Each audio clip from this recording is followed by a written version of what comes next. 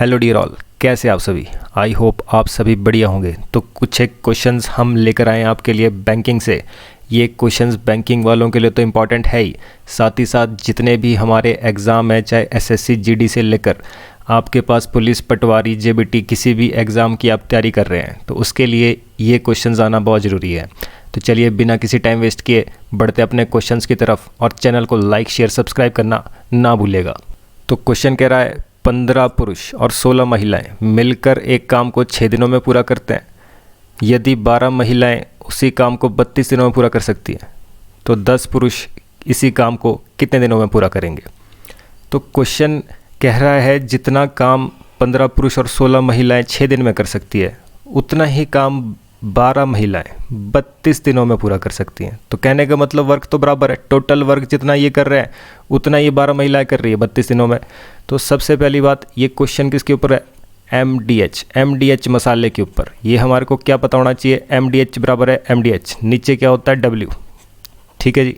ये क्या होता है? मैन, लोग, जानवर, किसी के बारे में बात की जाए वो यहाँ पर लिखते हैं। डी क्या होता है? डेज, दिन के बारे में बात की जाए। एच क्या होता है? आवर्स। ठीक है जी। एच क्या होता है? टाइम के बारे में बात कर रहा है, घंटे के बारे में बात कर रहा है। मिनट हो तो मिनट, सेकंड हो तो सेकंड, कुछ भी दिया हो वो ही लिख सकते हैं यहाँ पर जी। वैसे ही ये फार्मूला जो होता है ये होता है M1D1H1 equals to M2D2H2 upon W1 upon W2। W मतलब, W का मतलब होता है वर्क, काम। ठीक है जी। बोला जाए 12 मीटर का रोड बनाना है, 10 बिल्डिंग बनानी है, तो जो भी काम होता है वो नीचे लिखा जाता है। तो अभी जितना हमारे को यूज़ करना होता है फार्मूला, जितनी आइटम्स इसमें दी जाती है उतना ही फार्मूला हम यूज़ करते हैं। तो अभी हमारे पास क्या है? यहाँ पर लोग हैं और दिन है। ठीक है जी। लोग और दिन के बारे में बात कर रहा है, और इधर भी हम लोग और दिन के बारे में बात करेंगे। तो लोग कितने हैं? यहाँ बोल रहा है 15 आदमी, तो 15 आदमी और 16 औरतें, इसको ऐसे लिखेंगे। ये कितने दिनों में काम करते हैं? डेज कहाँ लिखते हैं? इसके आगे मल्टीप्लाई।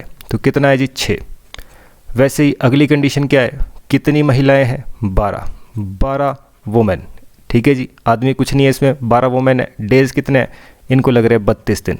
तो एक बार आपने क्वेश्चन को देख लिया तो आंसर भी आपके पास इसी तरीके से फटाफट से आ जाएगा जी। तो पहली बात ध्यान रखें, ये 6 इसके साथ मल्टीप्लाई हो रहा है, बाहर है नंबर, और यहाँ भी नंबर मल्टीप्लाई हो रहे हैं। तो आमने सामने इक्वल टू के आमने सामने नंबर कट जाते हैं। तो 6 2 क्या हो गया? 12। तो एक कंडीशन कितनी बनी? यहाँ आप देख सकते हैं 15M प्लस 16W, ये कितना हो गया जी? 32 दूनी 64, 64 वुमेन। तो अब वुमेन इकट्ठे कर देंगे, मैन इकट्ठे कर देंगे। तो मैन तो यही है 15 मैन, 16 परे जाएगा, माइनस हो जाएगा। 64 में से 16 गए तो कितना बचता है? तो आप देख रहे हैं 14 में से 6 गए, 8 बच गया, 5 में से 1 गया, 4 बच गया। तो कितना बच गया जी? 48 वुमेन। तो अब देखिए जी, फिर से कट रहा है नंबर, 3 से कट रहा है, तो 3 से कट कर लेंगे। 3 5 15 और 3 1 3, 3 6 18। तो ये क्या आ गया? 5 मैन इक्वल्स टू 16 वुमेन। मतलब 5 आदमी 16 औरतों के बराबर काम करते हैं। वैसे ही आप इसको दूसरे तरीके से भी पढ़ सकते हैं। M के आगे कितना लिखा है? 16। M के आगे कितना लिखा है? 16। तो M की कैपेसिटी कितनी है? 16। W की कैपेसिटी कितनी है? 5। W की कैपेसिटी कितनी है? 5। ठीक है जी। यहाँ पर M इधर ही है, W इधर को आएगा तो कहाँ चला जाएगा? नीचे।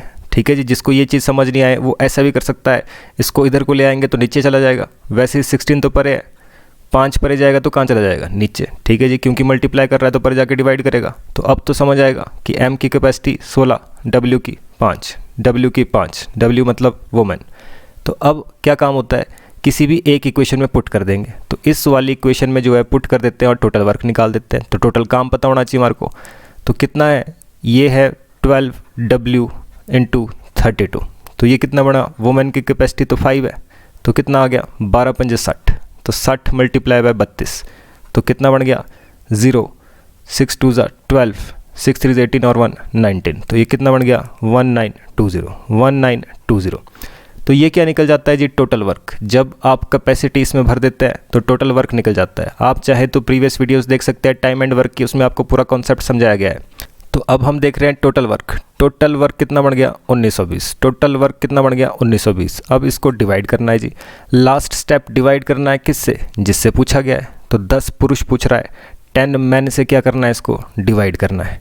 तो मैन की कैपेसिटी तो पता है, मैन की कैपेसिटी कितनी है 16, तो मैन की जगह भर देंगे इसकी कैपेसिटी कितनी है 16, तो जो कट रहा है कट कर देंगे, 0 से 0 कट गया, ठीक है जी। वैसे ही यहाँ पर देख रहे हैं 16 से डायरेक्ट कट कर देते हैं इसको, 16 1 16, ठीक है जी, 3 बच गया 32 हो गया, 16 2 32, तो कितना आ गया जी 12, कितना आ गया जी 12, तो 12 दिन में जी ये काम ख़त्म कर देंगे, ठीक है जी। 10 आदमी अगर लग जाए तो 12 दिन में ख़त्म कर देंगे इस काम को। तो इस तरीके से क्वेश्चन किया जाता है। तो चलिए वैसे ही नेक्स्ट क्वेश्चन, चलिए जी नेक्स्ट क्वेश्चन क्या कह रहा है। 4 वर्ष पहले राम और सोनू की बीच की आयु का अंतर 4:9 था। टीना राम से 10 साल बड़ी है और टीना सोनू से 10 साल छोटी है, तो टीना की वर्तमान आयु ज्ञात कीजिए।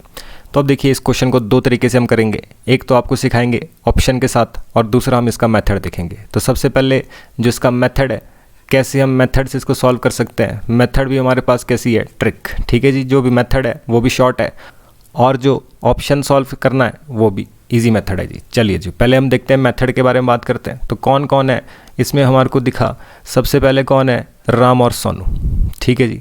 तो राम और सोनू इनके बीच की एजेस का रेशो कितना है 4:9, 4:9 है। कब, 4 साल पहले। तो ध्यान रखें कब का रेशो दिया है, 4 साल पहले का, ये डिनोट कर दिया हमने 4 साल पहले का रेशो है, ठीक है जी। क्या कह रहा है, टीना राम से 10 साल बड़ी है, तो मतलब राम की जो भी उम्र होगी उसमें अगर 10 जोड़ दे तो टीना की उम्र निकलेगी, ठीक है जी। राम अगर 50 साल का तो टीना ऑटोमेटिकली 60 साल की हो जाएगी, ठीक है जी। राम 20 साल का तो टीना 30 साल की, ठीक है जी। राम की उम्र में 10 जोड़ेंगे तो टीना की उम्र निकलेगी। वैसे ही अगला क्या कहता है, टीना सोनू से 10 साल छोटी है, ठीक है जी। तो मतलब जितनी भी सोनू की उम्र होगी उससे अगर 10 माइनस कर दो तो टीना की उम्र निकलेगी, ठीक है जी, तभी तो छोटी होगी। तो वैसे ही अब आपके पास यहाँ पर दिखाई दे रहा है अगर टीना, ठीक है जी, टीना का तो पता है हमारे को राम के और सोनू के हिसाब से, तो क्या आप बता सकते हैं राम और सोनू आपस में कितने छोटे बड़े हैं, मतलब इनकी बीच का एज डिफरेंस कितना है, राम और सोनू के बीच का एज डिफरेंस कितना है। तो अब देखिए अगर आपको पता नहीं चल रहा है, वैसे तो 20 ईयर्स दिखना चाहिए साफ साफ, अगर पता नहीं चल रहा है तो देखिए अगर टीना 50 साल की है तो राम कितने साल का होगा, 10 साल छोटा। अगर टीना 50 की है तो सोनू कितने साल का होगा, तो 10 साल बड़ा होगा इससे, ठीक है जी, क्योंकि टीना 10 साल छोटी है इससे। तो आप देखेंगे राम और सोनू के बीच का जो टोटल डिफरेंस है वो 20 साल का है, ओनली 20 ईयर्स, ठीक है जी। तो ये चीज़ आपको सारी की सारी समझाने के लिए थी। अब अगर इतना आपको पता चल जाए इनके बीच का डिफरेंस 20 ईयर्स है, तो आपको क्या काम है, यहाँ भी हम देख रहे हैं अंतर तो हमेशा सेम रहता है। जितने साल आप अपने फादर से छोटे हैं उतने ही साल आप हमेशा छोटे रहेंगे, जितने छोटे आप अपने भाई से हैं उतने ही छोटे आप हमेशा ज़िंदगी भर रहने वाले हैं। अगर आपके और आपके भाई की एज का डिफरेंस 10 साल है तो हमेशा रहने वाला है, ऐसा नहीं है कि अगली साल वो डिफरेंस कम या ज़्यादा हो जाएगा।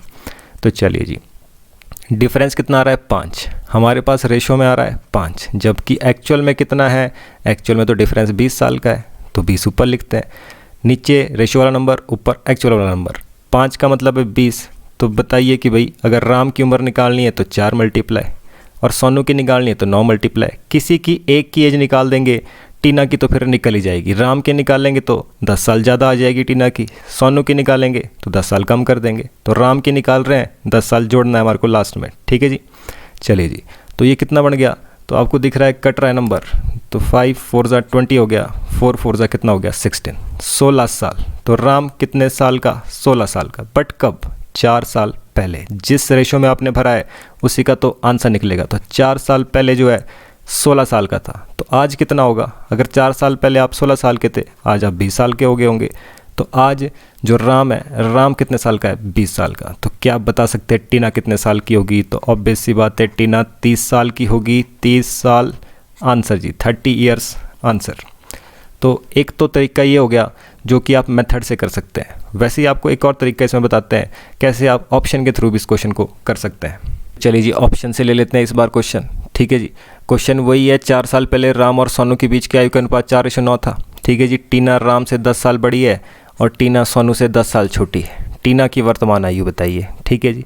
तो अब देखिए टीना की वर्तमान आयु पूछी है तो ऑप्शन भी तो इसी का दिया होगा, जो क्वेश्चन पूछा होगा आंसर भी तो उसी का होगा। या तो टीना की उम्र 40 है या 36 है या 30 है या 20 है या 42 है, इनमें से कोई एक उम्र है। तो ले लेते हैं पहला ऑप्शन, मान लेते हैं टीना जो है वो 40 साल की है, ठीक है जी। तो क्या है, टीना राम से 10 साल बड़ी है, तो राम कितने साल का होगा, तो राम 30 साल का होगा, तभी तो 10 साल बड़ी होगी। तो सोनू कितने उम्र की होगी, तो सोनू जो है, सोनू आप देख रहे हैं कि भाई 10 साल बड़ा होना चाहिए किससे, टीना से।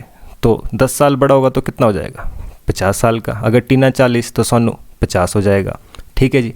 अब कैसे आंसर निकालेंगे वो है ये, आप देख रहे हैं कि भाई 4:9 होना चाहिए। जब भी इनको कट करेंगे 4:9 बनना चाहिए राम और सोनू को। राम और सोनू का रेशो 4:9 बनना चाहिए कब, 4 साल पहले।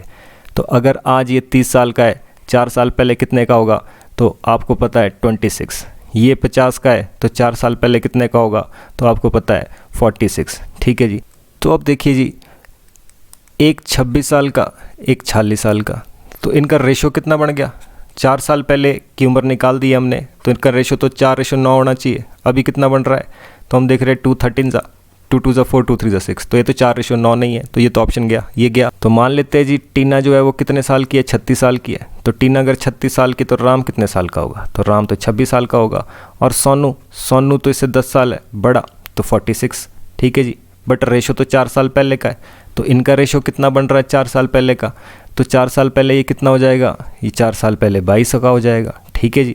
वैसे ही 4 साल पहले ये कितना हो जाएगा, ये 42 का हो जाएगा। 4 4 ही तो कम करना है, 4 साल पहले 4 साल तो घटेंगे, ठीक है जी। वैसे ही 2 से कट रहा है, 2 1 जा 2, 2 1 जा 2, 2 2 जा 4, 2 1 जा 2, फिर से 11 1 की, मतलब ये फिर से रेशो नहीं बना। तो अब ले लेते तीसरा ऑप्शन, ये तो आपको पता है आंसर भी है साथ ही साथ। तो क्या है हमारे पास, मान लेते हैं टीना की उम्र। तो टीना जो है मान लेते हैं कितने साल की है, 30 साल की। तो अगर टीना 30 साल की है तो राम कितने साल का होगा, तो अब सी बात है राम 20 साल का होगा। और वैसे ही सोनू कितने साल का, तो सोनू तो 30 और 10 40 साल का। तो 4 साल पहले इनका रेशो कितना बन रहा है, 16, और ये कितना है 36। तो 16 और 36 का रेशो कितना बन गया जी, तो हम देख रहे हैं 4 4 जा 16, 4 9 जा 36, 4:9, 4:9, यही तो बनना चाहिए था। और आगे ऑप्शन 30। तो ऐसे देख सकते हैं आप मेथड से कर सकते हैं, ऑप्शन से भी कर सकते हैं। ऑप्शन इसलिए बता रहे हैं क्योंकि कई बार हमारे को मेथड का पता ही नहीं चलता है, तो इसलिए ऑप्शन से करना भी आना चाहिए जी। चलिए वैसे ही नेक्स्ट क्वेश्चन, चलिए जी अगला क्वेश्चन क्या कह रहा है। एक जार में 60 लीटर दूध है, जार से 12 लीटर दूध निकाला गया और उसके स्थान पर उतनी मात्रा में पानी डाला गया। यदि नए मिश्रण का 12 लीटर जार से बाहर निकाला गया तो बताइए जार में दूध की अंतिम मात्रा कितनी बची है। तो देख लेते हैं जी, सबसे पहले कितना था दूध इसमें, 60 लीटर। तो अभी 60 लीटर जो है क्या इसमें मिल्क है, टोटल मिल्क। अब क्या किया, 12 लीटर जो है निकाल दिया गया। तो अगर इसमें से 12 लीटर निकाल दें तो कितना बच जाता है, 48, ठीक है जी। 48 बन गया जी हमारे पास। अब इसने क्या कहा, ये बोलता है कि भाई जितना दूध निकाला उतना ही पानी डाला। तो अगर 48 हमारे पास दूध बच गया है, पानी इसमें कितना डाल दिया, जितना निकाला था दूध, तो पानी भी 12 ही लीटर डाल दिया। तो दोबारा से ये कितना बन गया, दोबारा से ये 60 लीटर बन गया है, ठीक है जी। तो यदि नए मिश्रण से 12 लीटर जार से निकाला गया, ठीक है जी, अगर 12 लीटर इससे निकाला गया तो फिर से कितना बच गया, तो अगर 12 लीटर फिर से निकाल दिए इससे तो 48 बच गया, ठीक है जी। तो अब बताइए कि इसमें दूध की अंतिम मात्रा क्या है। तो एक बात ध्यान रखें, इस तरह के जो भी क्वेश्चन होते हैं, यहाँ हम देख रहे हैं कि दूध की मात्रा जो हमारे पास बनी थी वो कितनी थी, 48 लीटर दूध था, ठीक है जी, 12 लीटर पानी था। तो अगर दूध और पानी मिक्स कर दिया है हमने, ठीक है जी, अगर इसका हम कुछ भी सॉल्यूशन निकालें, जितना भी हम इसमें सॉल्यूशन निकालें, उसमें दूध और पानी की मात्रा का रेशो हमेशा इतना ही रहेगा जितना कि यहाँ पर बन रहा है जी। तो दूध अगर इसमें 4 लीटर है तो पानी इसमें 1 लीटर है जी। इस तरीके का रेशो इसमें बन रहा है, क्योंकि आप देख रहे हैं 48 जो है इसमें दूध था, 12 पानी है, तो इन दोनों का दूध और पानी का रेशो कितना बना, 4:1। तो दूध और पानी का रेशो तो सेम ही रहना चाहिए। आपने पी चाय, ठीक है जी, आपने क्या कर दिया, आपने चाय पी ली, आधी आपने पी ली, आधी रह गई, तो क्या सारी चीनी आप पी चुके हैं और जो बच गया है उसमें कोई चीनी नहीं है, या सारा का सारा दूध आप पी चुके हैं, जो बच गया है उसमें कुछ दूध ही नहीं है, बराबर, ठीक है जी। जितना भी आपके पास क्वांटिटी रहती है उसमें बराबर मात्रा में हर एक चीज़ जो है घुली हुई होती है। वैसे ही दूध और पानी को जब मिक्स कर दिया जाता है तो उतना ही रेशो आपके पास हमेशा रहने वाला है जी। तो चलिए जी, तो अब हमने क्या देखा, हमने देखा डायरेक्ट कि आपके पास जो इसमें रेशो है दूध और पानी का कितना होना चाहिए, 4 और 1 का। तो हमारे पास फाइनल जो सॉल्यूशन बना है वो कितना है, वो 48 लीटर है। तो 48 लीटर में क्या होगा, जो रेशो रहेगा वो हमेशा 4:1 रहेगा। तो अब देखिए सॉल्व कैसे करते हैं। टोटल कितना बन रहा है हमारे पास, 4 और 1 5, टोटल बनना चाहिए 5, जबकि हमारे पास टोटल कितना बन रहा है, टोटल तो 48 लीटर है यहाँ पर। तो अगर 5 यूनिट हमारे पास टोटल आ रहा है रेशो में, एक्चुअल में 48 है, मल्टीप्लाई क्या करेंगे दूध, क्योंकि दूध निकालना है तो दूध की मात्रा, ठीक है जी। मिल्क है और ये वाटर है जी आपके पास, तो मिल्क कितना है 4, तो हमारे को 4 का मतलब निकालना है। तो कट तो नहीं रहा है नंबर, पॉइंट में जाएगा। 8 चौके 32 हो गया, 4 चौके 16 और 3 19 हो गया जी, 192। तो 192/5, तो डिवाइड कर देंगे इसको, 5 से कट रहा है जी, तो 5 3 15 हो गया, ठीक है जी। 4 बच गया 42 हो गया, 5 8 40 हो गया, ठीक है जी। 2 बच गया तो 0 लगने पर, ठीक है जी, 20 बनने पर 5 चौके 20 हो जाएगा। तो 38.4 लीटर क्या बन गया जिसका आंसर। तो आई होप आपको समझ आया होगा। तो चैनल को लाइक शेयर सब्सक्राइब करना ना भूलिएगा। चलिए वैसे ही नेक्स्ट क्वेश्चन। चलिए जी अगला क्वेश्चन क्या कह रहा है, the interest earned when P is invested for 4 years in a scheme offering 9% per annum simple interest is more than the interest earned when the same sum is invested for 2 years in another scheme offering 12% simple interest by 360, what is the value of P। तो principal कितना है जी। तो question क्या कहना चाह रहा है जी, question कहना चाह रहा है P रुपए आपने इन्वेस्ट किए हैं 2 स्कीम में। एक स्कीम ऐसी है जिसमें रेट आपको 9% मिल रहा है और टाइम आपके पास 4 साल का है, टाइम आपके पास 4 साल का है। दूसरी स्कीम ऐसी है जिसमें रेट आपको 12% का मिल रहा है और जो टाइम है वो 2 साल का है, टाइम जो है वो 2 साल का है, ठीक है जी। कहता है इनका जो डिफरेंस है, जो इनके ब्याज का अंतर है, जो इनके ब्याज का अंतर है वो कितना है, 360 रुपये। जो इनके ब्याज का अंतर है वो कितना है, 360 रुपये। तो हम देख लेते हैं इनमें ब्याज कितना बन रहा है, उसी से हम इसको सॉल्व करेंगे। आपसे पूछा है प्रिंसिपल की वैल्यू बताइए, कितना था जी प्रिंसिपल।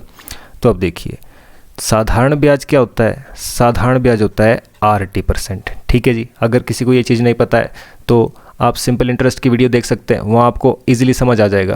तो RT% है, ठीक है जी। रेट कितना है 9, टाइम कितना है 4, तो सिंपल इंटरेस्ट कितना बढ़ा, परसेंटेज में देखा है तो 36% बढ़ना चाहिए सिंपल इंटरेस्ट। यहाँ कितना बन रहा है RT%, तो RT कितना बढ़ा, टाइम कितना है 2 साल का, ठीक है जी। तो 12 दूनी 24%।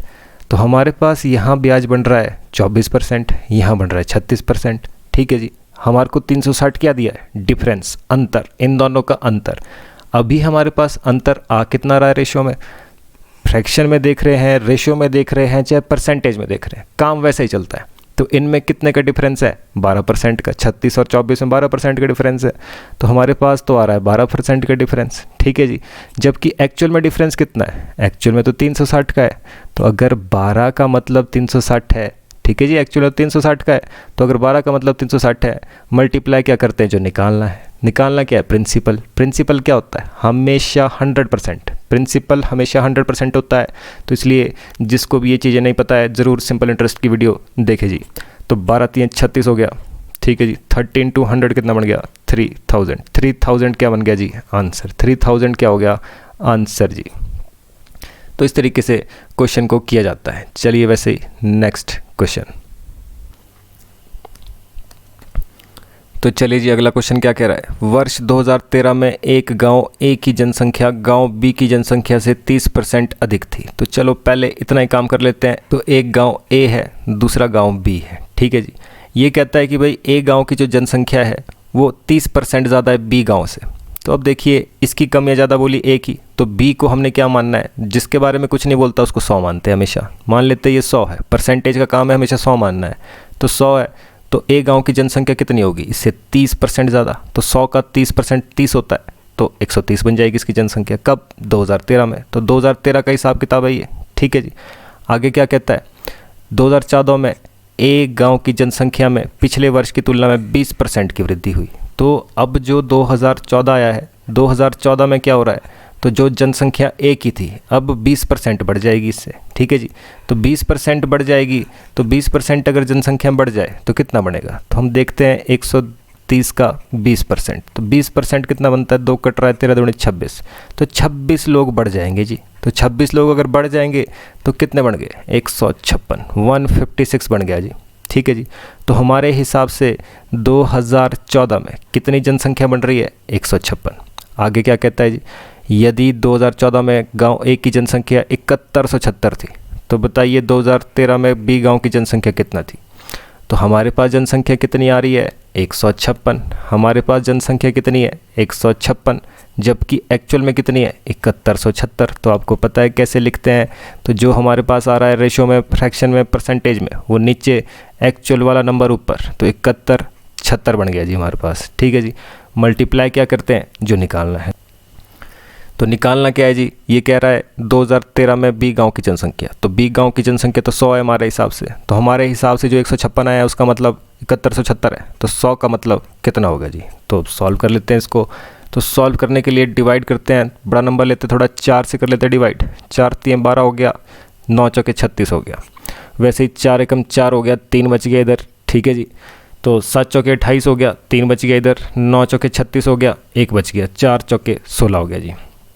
तो 39 आ रहा है, कहीं ना कहीं मतलब 13 से कटेगा नंबर, तो देख लेते हैं ज़रा। 13 3 जा 39 हो गया, 13 1 जा 13 हो गया, तो ये 4 बच गया, 49 हो गया, तो 13 3 39 हो गया, तो 104 बच गया जी। तो 104 बच गया, तो 13 8 जा, तो 13 8 जा कितना होता है, 8 3 24, 8 का 8 और तो 10, 104। तो 13 8 कितना हो गया जी, 104। फिर से 8 और 1 9, 3 से कट रहा है नंबर, तो 3 4 जा 12, 3 6 18, तो 46 मल्टीप्लाई बाय 100, 46 मल्टीप्लाई बाय 100 कितना बन गया जी, 4600, 4600 आंसर जी। तो इस तरीके से क्वेश्चन को किया जाता है जी। चलिए वैसे ही नेक्स्ट क्वेश्चन।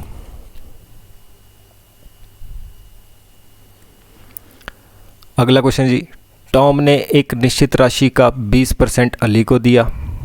तो अब जैसा क्वेश्चन है हम साथ साथ में करते चलेंगे, अब हम टाइम वेस्ट नहीं करेंगे। अगर आपने एक बार क्वेश्चन किए होते हैं कभी भी इस तरीके के, तो आप एक एक लाइन करते हैं और उसी को सॉल्व करते जाते हैं, तो हम भी वही काम करते हैं। तो टॉम ने, ये आ गया जी टॉम ने क्या कर दिया, 20% दे दिया जी किसको, अली को। 20% इसने अली को दे दिया। ठीक है जी। अब अली ने क्या किया, अली को मिले पैसों में से, तो अब सबसे पहली बात मैं आपको बता दूं, ये टॉम के हिसाब से 20% हो गए। तो सबसे पहले एक बात मैं आपको बता दूं, जब भी बॉस सैलरी देता है अपने एम्प्लॉयज़ को, ठीक है जी, जब भी अपने एम्प्लॉयज़ को सैलरी दी जाती है तो उस वक्त बॉस के लिए वो 5% 10% हो सकता है, बट जिसको सैलरी मिलती है उसके हिसाब से वो हमेशा ही 100% होता है। 100% का मतलब होता है पूरा। तो जो भी सैलरी आपको मिलती है वो पूरी होती है। ठीक है जी। तो 100% वैल्यू होती है, दूसरे के हिसाब से वो कम हो सकती है, ज़्यादा हो सकती है, पर आपके हिसाब से वो फुल होती है 100%। तो वैसे ही जो भी अली को 20% मिले हैं वो टॉम के हिसाब से, बट अली के हिसाब से अली के पास जो पहुंचेंगे वो 100% हो गए। तो आगे क्या कहता है, अली को मिले पैसों में से उसने 25% स्कूल की फ़ीस पर, तो 25% स्कूल की फ़ीस पर, 35% यूनिफॉर्म खरीदने में खर्च कर दिया, तो 35% और यूनिफॉर्म में खर्च कर दिया। तो आप देख रहे हैं 25 और 35, तो 5 और 5 10 हो गया, 3 और 3 6 हो गया, तो 60% तो उसने खर्चा कर दिया जी। ठीक है जी, 60% उसने खर्च कर दिया जो भी उसको मिला था। मैंने जैसे कि बताया इसको जो मिला उसके लिए 100% है। तो अब क्या कह रहा है, उल्लेखित खर्चों के बाद, इसके बाद क्या हुआ, अली के पास 2800 बच गए। 2800 बच गए जी।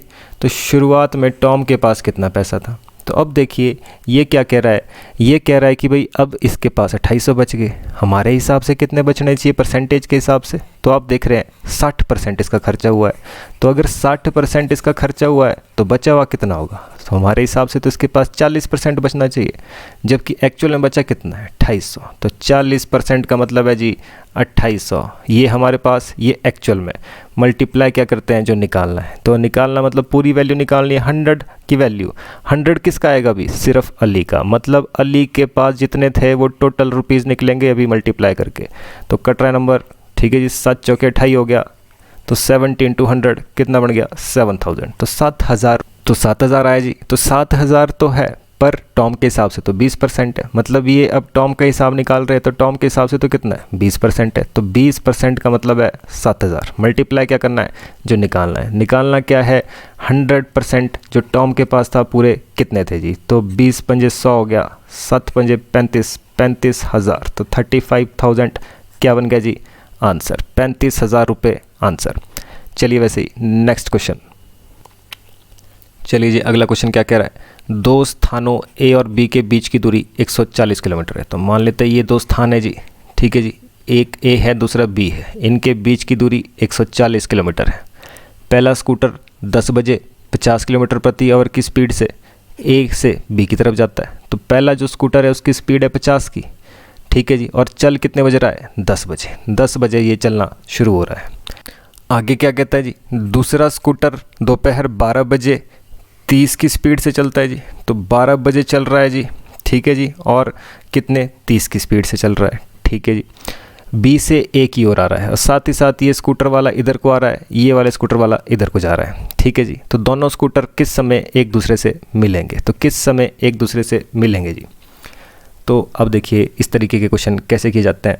सबसे पहली बात, ये कितने बजे चल रहा है 10 बजे, ये कितने बजे चल रहा है 12 बजे, तो मतलब 2 घंटे तक तो ये अकेला ही चलता रहेगा, 12 बजे तक तो चलना ही नहीं है स्कूटर वाला, तो 12 बजे तक तो नहीं मिलेंगे ये, तो 2 घंटे में ये कितना कवर कर लेगा। तो आपको दिख रहा है साफ साफ 50 किलोमीटर पर आवर, इसका मतलब क्या होता है 1 घंटे में 50 किलोमीटर, तो 2 घंटे में कितना चल पड़ेगा, तो 2 घंटे में ये 100 किलोमीटर चल पड़ेगा। तो 100 किलोमीटर का डिस्टेंस तो इसने अकेले कवर कर दिया, तो बचा कितना, तो अगर हम देखें टोटल था 140, ठीक है जी, अगर 100 किलोमीटर इसने ही कवर कर दिया, ये यहाँ पहुँच गया है, तो 100 किलोमीटर तक तो ये मिले नहीं जी। अब कितना डिस्टेंस बच गया, ओनली 40, सिर्फ 40 डिस्टेंस बच गया है जिसमें कि अब ये मिलेंगे, ठीक है जी।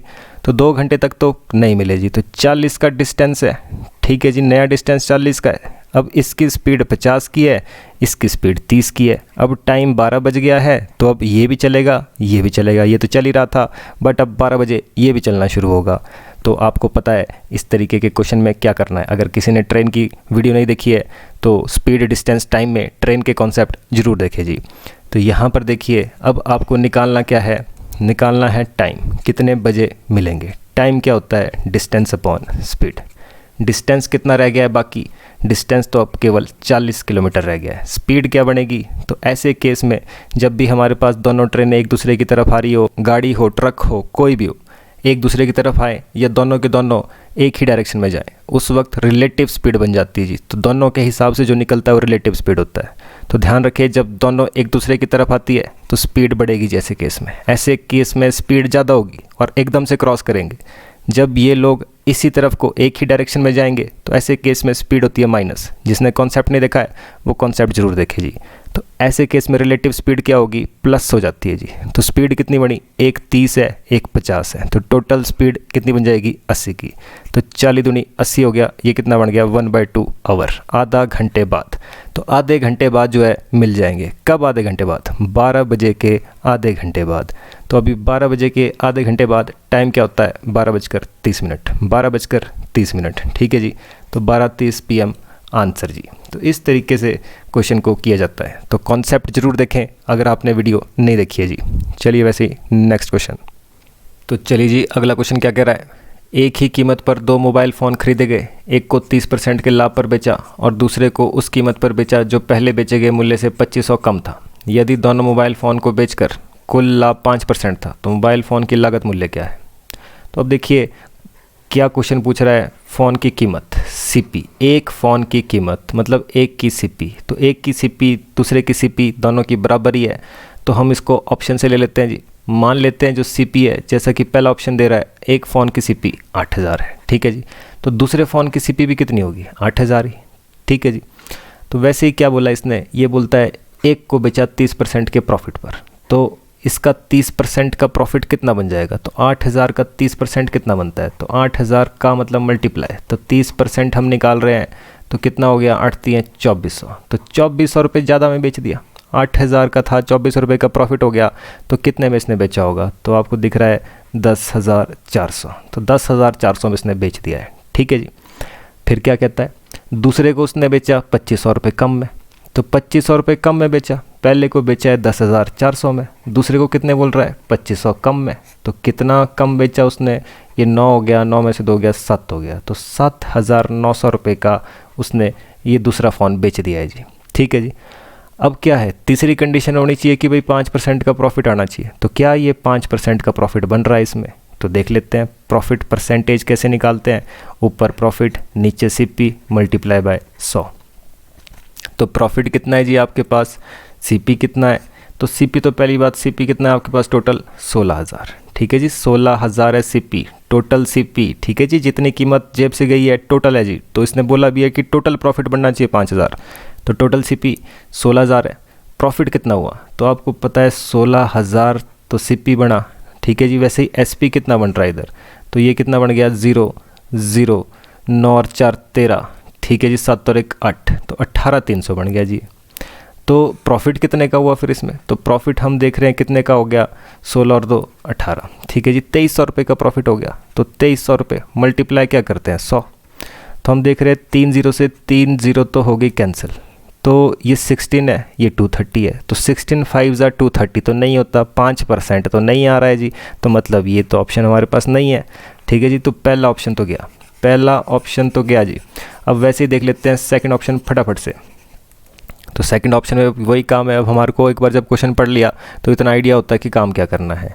तो सीपी पहले फ़ोन का कितना है, तो पहले फ़ोन का सीपी अब मान रहे जी 5,000। तो मान लेते हैं कि भाई सीपी 5,000 है, तो दूसरे फ़ोन का सीपी भी कितना होगा 5,000। तो इसको कितने में बेचना है 30% के प्रॉफिट में। तो 5,000 का 30% कितना होता है जी, तो 2 0 कट गई, 5 थी 1500, तो 1500 रुपये ज़्यादा में, तो कितना बन गया 6500 रुपये। तो बेचा कितने में 6500 में, 5,000 कीमत थी तो 6500 में बेच दिया। दूसरे को कितने में बेचना है, इससे 2500 कम, 2500 कम। ठीक है जी, तो 6500 में से अगर 2500 कम कर देंगे तो कितना आ जाता है जी हमारे पास 4,000। तो मतलब इसने 4,000 में बेचा है। तो अब काम वही है, थर्ड स्टेप, कि प्रॉफिट जो है वो 5% का बन रहा है ओवरऑल की नहीं। टोटल सीपी कितनी है 10,000, तो सीपी नीचे लिखते हैं 10,000 हो गया, ऊपर क्या लिखते हैं प्रॉफिट। तो यहाँ हम देख रहे हैं कितने का बेच रहा है ये टोटल, तो 6 4 10, 10,500 कीमत बन गई जिसकी बेचने की। ठीक है जी, 6 4 10, 10,500। तो 10,000 खरीदा था, 10,500 में बेच दिया इसने। तो प्रॉफिट कितने का हुआ 500 का। तो 500 पर मल्टीप्लाई क्या करना है 100। तो 4 0 से 4 0 कैंसिल, तो बन गया 5%। आ गया हमारे पास 5% का ओवरऑल प्रॉफिट। मतलब आंसर क्या है, यही 5,000। 5,000 क्या बन गया आंसर जी। चलिए वैसे ही नेक्स्ट क्वेश्चन। चलिए जी, अगला क्वेश्चन क्या कह रहा है। शांत जल में एक नाव की गति 15 किलोमीटर पर आवर है। तो लिख लेते साथ में, बोट की स्पीड 15 की दे रहा है और धारा की गति 3 किलोमीटर पर आवर है। वाटर की जो स्पीड है वो 3 की है जी। ठीक है जी। नाव द्वारा बिंदु ए से बिंदु बी तक धारा के अनुकूल तय की गई दूरी। तो सबसे पहले तो इतना ही सुनते हैं, ए से लेकर बी तक, ये मान लेते हैं ए से बी तक। ठीक है जी। धारा के अनुकूल मतलब मान लेते हैं जो पानी है उसी तरफ को आ रहा है। ठीक है जी। ए से बी तक धारा के अनुकूल तय की गई दूरी समान समय में समान नाव द्वारा बिंदु बी से सी तक धारा के प्रतिकूल तय की गई दूरी से 24 किलोमीटर अधिक है। क्वेश्चन कह रहा है ए से लेकर बी तक, ए से लेकर बी तक जितना टाइम लग रहा है उतना ही इसको बी से वापस आने में लग रहा है, बी से सी तक वापस आने में लग रहा है। जितना ए से लेकर बी तक टोटल जाने में लग रहा है समय, उतना ही टाइम इसको बी से सी तक वापस आने में लग रहा है। तो पहली बात तो टाइम बराबर है यहाँ से यहाँ तक। ठीक है जी। दूसरी बात क्या है, दूसरी बात कहता है कि जो दूरी है वो 24 किलोमीटर अधिक है। ए से लेकर बी तक की जो दूरी है वो 24 किलोमीटर अधिक है। कहने का मतलब अगर ये x है, ठीक है जी, मान लेते हैं जो बी से सी तक की दूरी है ये x है। तो अगर ये x है तो हमारे पास ए से बी तक की दूरी कितनी है, इससे 24 किलोमीटर ज़्यादा। ए से बी तक की दूरी कितनी है, डिस्टेंस कितना है 24 किलोमीटर ज़्यादा। ठीक है जी। तो धारा के अनुकूल सी से बी तक जाने में नाव को कितना समय लगेगा। तो ये पूछ रहा है कि अगर सिर्फ सी से लेकर बी तक जाना हो तो कितना समय लगेगा जी। तो अब सबसे पहली बात, अब हमारे पास क्या कंडीशन बन रही है, कैसे हमारे को क्वेश्चन करना है, हर एक चीज़ को आपको ध्यान से समझना है जी। हम कौन सी कंडीशन का यूज़ करेंगे, हम कंडीशन उठाएंगे कौन सी, टाइम वाली, कि टाइम जो है पूरा जाने में और बी से सी तक आने में, पूरा ए से बी तक जाने में और बी से सी तक आने में क्या है, बराबर है। तो टाइम बराबर है। तो पहली कंडीशन में और दूसरी कंडीशन में क्या है, टाइम बराबर है। टाइम क्या होता है, टाइम तो होता है डिस्टेंस अपॉन स्पीड। टाइम क्या होता है? टाइम तो होता है डिस्टेंस अपॉन स्पीड, मतलब डिस्टेंस अपॉन स्पीड बराबर है। ठीक है जी, डिस्टेंस कितना है? यहाँ जाते हुए कहता है 24 किलोमीटर ज़्यादा है। टोटल डिस्टेंस कितना आ रहा है? x plus 24। टोटल डिस्टेंस कितना है जी? x plus 24। वैसे ही स्पीड कितने की बनेगी जाते हुए? तो जाते हुए स्पीड कितने की बनेगी? आपको पता है बोट की स्पीड 15 की, पानी की 3 की। तो जब पानी की दिशा में जाते हैं स्पीड प्लस हो जाती है। 15 और 3 कितना हो गया? 18 की इसकी स्पीड बन गई। ठीक है जी, वैसे ही वापस आते हुए क्या होता है? Speed minus. तो स्पीड कितनी हो जाएगी? 15 में से 3 गए तो 12 हो गए। 12 की स्पीड है, डिस्टेंस कितना है? डिस्टेंस तो x ही है। तो ये बन गई जी कंडीशन। x निकल जाएगा तो डिस्टेंस निकल जाएगा, डिस्टेंस निकल गया तो टाइम भी निकल जाएगा फिर। ठीक है जी, समय भी निकल जाएगा। तो आप देख सकते हैं, तो जो कट रहा है वो कट कर देंगे, आमने सामने कट जाता है। तो 6 दूनी 12 हो गया, 6 3 18 हो गया। अब क्रॉस मल्टीप्लाई, 2 इधर मल्टीप्लाई और 3 इधर मल्टीप्लाई। तो कितना हो गया जी हमारे पास? जब 2 इधर मल्टीप्लाई हो जाएगा, दोनों के साथ मल्टीप्लाई करना पड़ेगा, तो ये बन गया 2x प्लस 24 दूनी 48 इक्वल्स टू, इधर कितना है? 3 परे जाएगा, मल्टीप्लाई हो जाएगा 3 × x 3x। ठीक है जी, तो 2x को परे भेजेंगे, 3 में से माइनस हो जाएगा तो कितना बच जाएगा? x। ठीक है जी, तो x कितना आ गया? 48। तो कहने का मतलब जो ये आपके पास डिस्टेंस है, ये टोटल डिस्टेंस कितना का है? 24 और 48 प्लस करना पड़ेगा। जबकि ये डिस्टेंस कितना है? सिर्फ 48। ये वाला डिस्टेंस कितना है? ओनली 48।